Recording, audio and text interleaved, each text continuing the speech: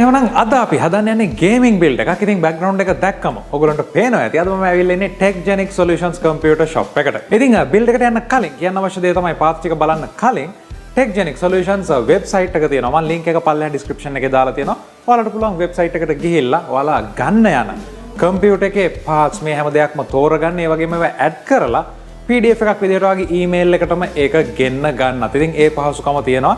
ඔයාලට shop එකට එන්න කලින් ඔයා අවශ්‍ය කරන වගේ PC එකට අවශ්‍ය කරන දේවල් මොනවද කියලා දැනගෙන ඒ දේවල් හරියටම ස්ටොක් එකේ තියෙනවද මිල කීයක් වෙනවද මේ හැම දෙයක් එක්කම කොටේෂන් එක ගෙදර ඉඳන්ම හදාගන්න පහසුකම තියෙනවා. එහෙමනම් අපි බලමු අද අපි තෝරගෙන තියෙන මේ ගේමින් බිල්ඩ් එකේ components මොනවද කියලා. පළවෙනියටම අපේ CPU එක 11 gen එකේ Core i5 CPU එකක්. ඉතින් මේ වෙනකොටත් ගේමින් වලට යනවා නම් අපිට Intel එකට යන එක ගොඩක් හොඳයි කියලා කියන්න පුළුවන්. එක දෙයක් තමයි මෙතනදී price එහෙම නැත්නම් cost එකේ අඩුවීමක් තියෙනවා විශේෂයෙන්ම ගේමින් වලට තියෙන advantage එකත් එක්ක. 11400F කියලා කියන්නේ cores 6ක් threads 12ක් තියෙන CPU එකක්. මෙතනදී F කියලා කියන්නේ මේකේ onboard graphic අඩංගු වෙන්නේ එහෙම නැත්නම් අන්තර්ගත වෙන්නේ නැහැ.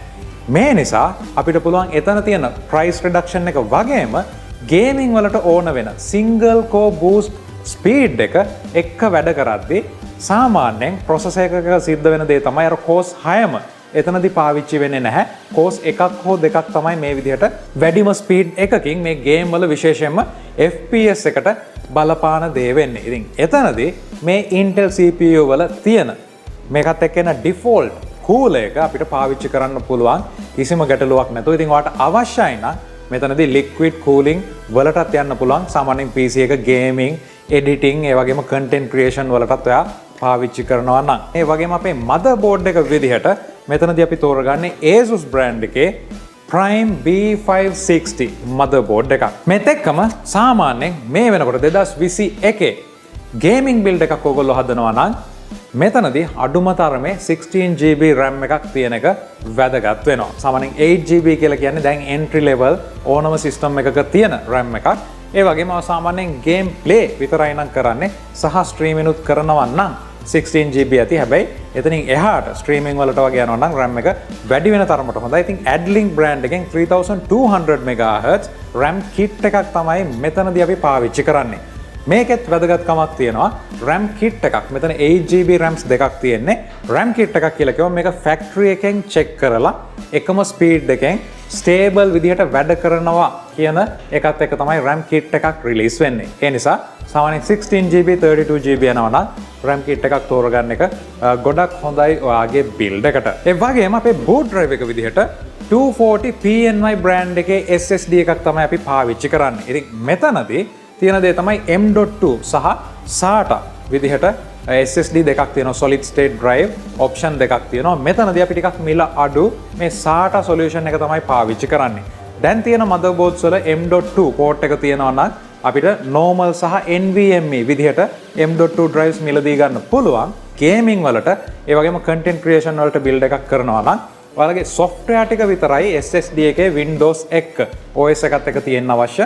විශේෂයෙන්ම දැන් game එකක් ගත්තොත් GB 100ක් විතර වෙනවා අලුත් title එකක file size එක. ඒ නිසා 2TB වගේ hard drive එකකට යනවා නම් එතනදී සාමාන්‍යයෙන් game එකකදී වෙන්නේ game file ටික RAM එකට load වෙලා එතනින් තමයි game එක run වෙන්නේ. gaming system එකේ අපේ graphic card එක GPU එක ප්‍රධානම දේ විදිහට අපි තෝරගෙන තියෙන්නේ Zotac brand එකෙන් RTX 3060 graphic card එකක්. ඉතින් 12GB VRAM එකක් තියෙනවා. ඒ වගේම තමයි 3060 කියලා කියන්නේ 1080p gaming වලට යනවා නම් performance කොහොමද කියන එක අපි වීඩියෝ එකේ අන්තිමට බලමු gaming test වලින්.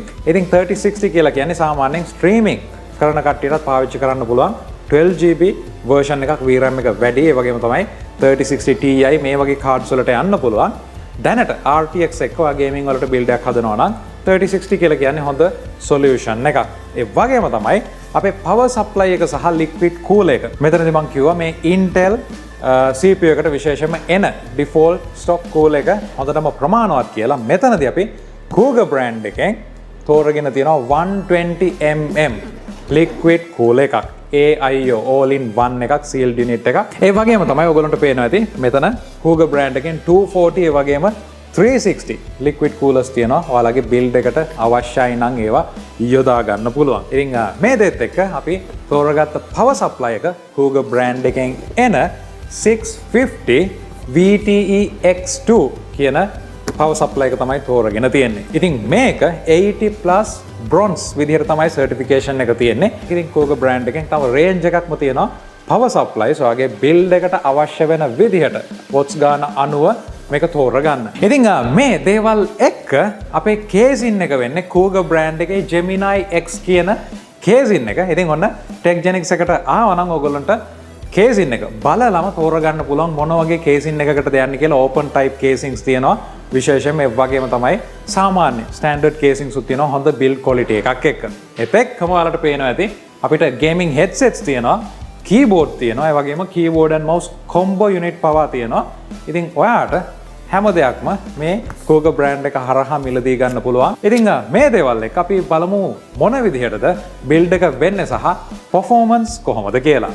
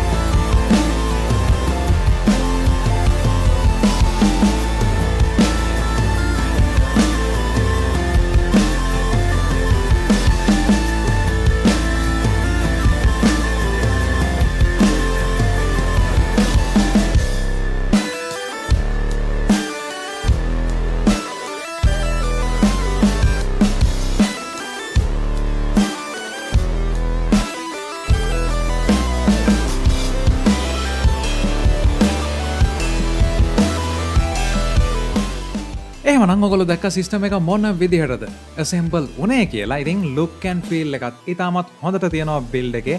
තෝරගත්ත casing coolers මේ හැම දෙයක් එක්කම. ඉතින් ඊළඟට මේකේ performance කොහොමද කියලා බලන්න තමයි අපි යන්නේ. Apex Legends කියලා කියන්නේ online competitive multiplayer game එකක්. මේ ගේම් එකේදී අපිට විශේෂයෙන්ම අවශ්‍ය වෙන්නේ ලස්සන නෙවෙයි, ඒ වෙනුවට ඉතාමත් හොඳ ෆ්‍රේම් රේට් එකක්. ඉතින් කොහොම වෙතත් අපේ සිස්ටම් එක අපි ඔප්ටිමයිස් කරගත්තා වැඩිම ෆ්‍රේම් රේට් එකක් එන විදිහට අපේ 144 Hz මොනිටර් එකේ.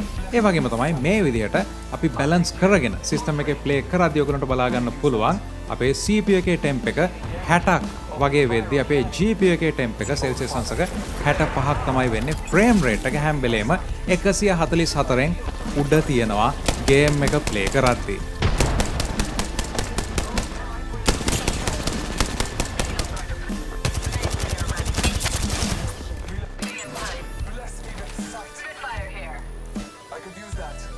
ඊළඟට අපි Battlefield 5 ගේම් එක ඔන්ලයින් සෙෂන් එකක් තමයි මේ විදිහට රෙකෝඩ් කරේ. ඉතින් ඔයගලන්ට බලා ගන්න පුළුවන් හැම සෙටින් එකක්ම අල්ට්‍රා විදිහට අපි මෙතනදී තෝරගෙන තියෙනවා. ඉතින් මේ සෙටින්ස් හැම එකක් එක්කම ඔයගලන්ට බලා ගන්න පුළුවන් අපිට ෆ්‍රේම් රේට් එක 60කට වඩා මෙතනදී ගන්න පුළුවන්. ඉතින් Battlefield 5 ගේම් එක ඉතාමත් ලස්සන ගේම් එකක්. අපිට ෆ්‍රේම් රේට් එක වැඩි කරගන්නවා නම් settings ultra වලට යන්නේ නැතුව 1080p වලින් ඊට වඩා චුට්ටක් විතර අඩු කරගන්නත් පුළුවන්. ඊළඟට අපි ටෙස්ට් කරේ Forza Horizon 5 අලුත්ම ගේම් එක.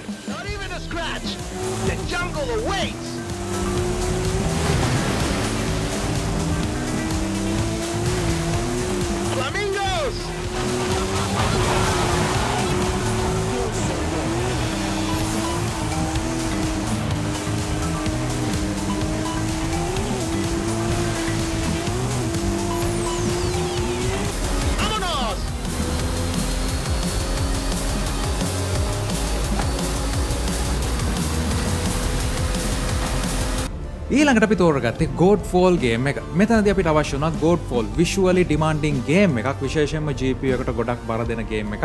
මෙතනදී හැම setting එකක්ම අපි epic දැම්මා.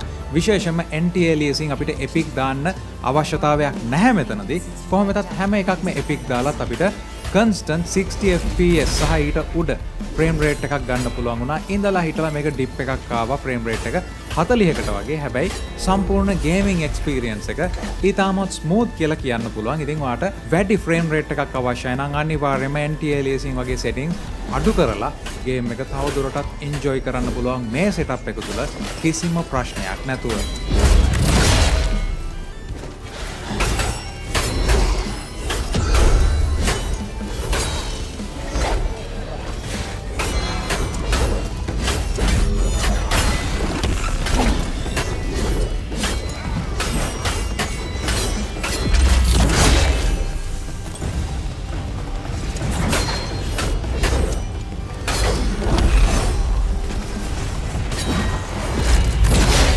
ඉතින් අන්තිමට අපි ටෙස්ට් කරේ GTA 5 ගේම් එක.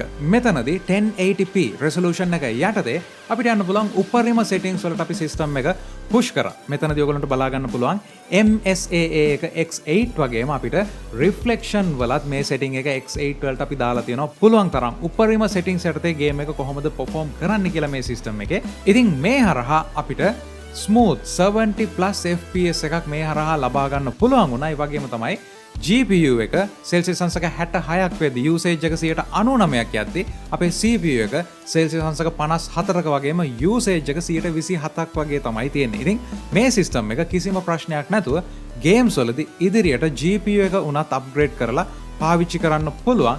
ඊටමත් හොඳ combination එකක් කියලා කියන්න පුළුවන්.